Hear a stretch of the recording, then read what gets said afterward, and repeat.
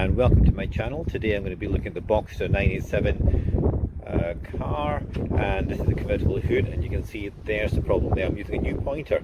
This was suggested by one of the subscribers to the channel, Ian, and we're going to be calling it the HP pointer. But there you go, you can actually see where the problem is. This piping here should be within the channel like that. So why did this happen? Just with age of the car, the elastics which are around here somewhere, they're supposed to pull this canvas in, and just with age they become less elastic and unable to retract the material back in, and that's what happens. Now you can see the problems it occurs. I'm going to go in a little bit closer, and you can see a little bit of wearing. Let's see if we can get onto that. There you go. You can see that the metal cord is showing there. It's exposed, and also you can see that the stitching. Let's get this a bit better. 1 second. The stitching is showing up there as stretched. Okay, so this is not ideal. Sorry about the losing. There you go. Okay, so it's not ideal. I'm just going to go straight away and crack on and fix this. So that's the roof of the convertible, halfway up, halfway down, and you can see this little bit of material coming off here. So what should happen is there's a little bit of elastic attached onto it. You'll be able to pull it and you'll see it stretches, and that doesn't stretch anymore. It's got no give in it. So that's supposed to pull this in. It's supposed to pull this in, and it doesn't anymore. So you can see it's got no give. Okay, the elastic is on the inside part. So what I'm going to do is I'm going to stitch a new bit of elastic there, and then reattach the little velcro bits that hold onto this bar here, or frame there. So if you were to follow this piece of elastic all the way back in there, you can see it's attached via a little torque screw there. Now I've kept it aside somewhere. I'm just going to show you what it looks like. And so I've just undid it from, you have to get your hand right into this corner there. I've undone it from there, and as you can see, it's a little torque screw. So what I'm going to do is I'm going to copy the same. I've used a little bit of elastic. I've cut it to size, which is that, a little bit wider than the original, and I've measured it up against what was there, and you can see there's no elasticity there and there's elasticity there. So the point where I need the elasticity here, there's nothing, but over here you can see it pulls nicely there. However, that's not really working in this particular case. So what I'm going to do now is going to cut that off and sew some new one on, and then connect it back up. So as you can see, I've stitched it onto, just over the original elastic, and that keeps these little things in, these little holes, as you can see, in alignment with the original. So now what I need to do is make those holes onto this one here. So just to recap, there's the stitching there. It can be tidied up at the back. I've extended it further down than the original, which is down here somewhere. I've taken it right up here to get more length of this this cloth. So next thing I'm going to do is just make those holes. So the next thing I'm doing is I'm lining up the material like that, and I'm looking to see where the hole was. You can see that's one that I attached on before, but you'll remember I said there's no elasticity at that point. So what I've done is I've just made it a little bit closer, so when it stretches it's able to pull a little bit, not too much, because you don't want to rip this as well. So just a little bit earlier, and this hasn't got a lot of elasticity, but that's the hole I've made. How to make the hole? I used that hole punch over there on the ground to just create the hole. And what I'm going to do now is attach it. I'm going to keep this still there, just so I've got I'm going to keep this. Okay, so now I've stitched that back on. As you can see, flip this over, you can see that these are the original hole here, where the screw went through, or that little bolt went through. So there.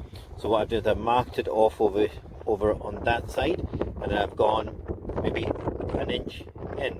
Okay, because this has been stretched to its maximum. So I've gone an inch in, so now I've got a little bit of stretch. Okay, not too much, but that's the way I figure it should be enough to pull it in. So now I'm going to do is reattach this back on, put that torque screw back on, and I'll keep this black bit there. It's not causing any problems. I'll just tie it up and that will be out of the way. Therefore, reference later on if I need to. Quick demo on how this the tourniquet slides back. Can you see it? See the just going up and down that channel. Thank you. Here we go. I'm working the other side now. I lost my white thread, so I'm now using a blue thread. Probably a better idea, so you can see the stitching that I put in there.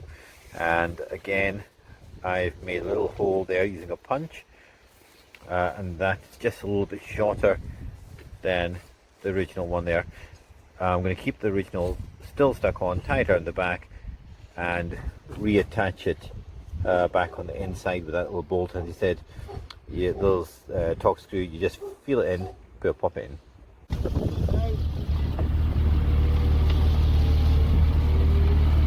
should go down quite easily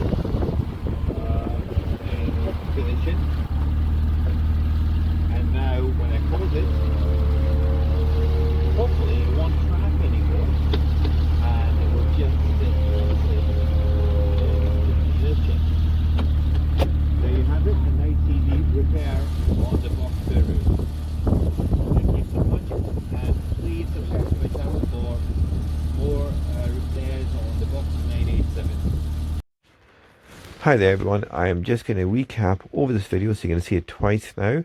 Okay, just going to do some additional talking over it. Here you can see that the channel is not retaining this bit of piping, and that's a problem. If you find yourself you've got this problem, then what you can do in the interim time is to open up the roof halfway and just guide that piping into the channel and slowly close it down to make sure on both sides that it's actually located in. Then it might be an idea just to not use the car until you fix it. Other things you might notice is an increased noise in the car when this happens. That's the road noise because it's not properly sealed. Okay, so there you can see the wear that's caused by using this over and over in a position which is not meant to be in. Okay, so over here you can see the stitching, which is just pulling away down there.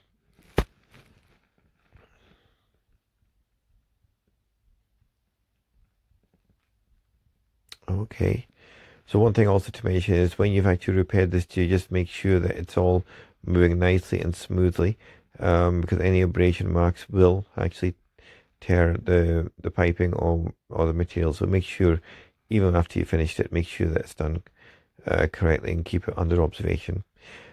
So here we go. This is the tag that pulls the fabric in to allow it to sit within the channel. It's attached to a black piece of elastic, which may not feel very elastic anymore. Its elasticity will have been lost. This is stitched onto the hood, this part here, and then attached onto that black strap. The black strap will then go onto the inside of the frame, and if you feel around it, you might have to remove two Velcro strips over here to get better access from inside the hood. So if you feel around it, you'll find a little torque screw with a washer. Remove that, and now you can see it's pulled that black cord out. It's got a little bit of stretch at the end, but nothing in front of that. Okay, so the stretch is completely gone, and you'll see the little hole there for the washer to be placed in various positions. So over here I have the Torx screw, and it's a pretty small one, as you can see, and my needle thread, and so there's a little bit of elastic. I've used a slightly wider one in order to get my stitching a little bit better. Okay, now you want to try and replicate the same amount of tension as the original, and since you don't actually know what the original was, just go easy on it and use a degree of common sense. What I've done is I've just looked to see where the holes are, and I've picked one. I've picked the length the same as the last hole, which was in the stretch position, and then only used it by 1.5 centimeters. Okay, I've stitched this onto an area which is slightly different from the original area, so it's not going to weaken that the original anchorage point. And there's the holes there, and I'm not going to make this with a knife. So what I'm going to do is I'm going to use a punch hole, so it creates a less chance for tearing when the Torx screw is put in. Now, when you put that Torx screw in, make sure it's nice and tight, because there will also be some friction grip from the washer, and again that will also help to stop the elastic from tearing as well. Okay, I've really stitched this on with I can't really see it there, but that is a lot of stitches in there to hold it in place. There we go, measure up 1.5 centimeters less. Okay, and then make the hole as required. And then it's just a matter of bolting it back onto the car and doing the other side as well. Okay, so we're going to do the other side in a few seconds. While you're here, have a look at my other videos, and I do apologize if you're getting Porsche videos, and then you're getting Nissan videos, and then you're getting videos on how to wash your towels or how to fix your Dyson, how to double the power of the Dyson. I just put up here things that I think will just make your life easier, or I found it made my life easier. And that's why you'll get this whole bunch of various videos. You'll even see the one about the rule of 3, which is actually quite a great video to actually watch as well if you've got time. Some of them are really boring, but the information is pretty good. Okay, so there we go, showing the elastics there. And this is pretty self-explanatory. You've seen it before. In a few seconds, I'm going to bolt it on. I don't know what's taking me so long, but I must have been talking about something else. Anyway, here we go. Early on in one of my videos, I mentioned about the Tunica hood juddering, and this is a little bit better. You can see the guide moving back and forward there along the guide rails. Okay, and that's the area that you want to grease to allow that Tunica hood to move back and forth nicely. Just throw it in there. Okay, this is the other side, and I've lost the white thread and needle, so I've used the blue one, and you can probably see the stitching there easier.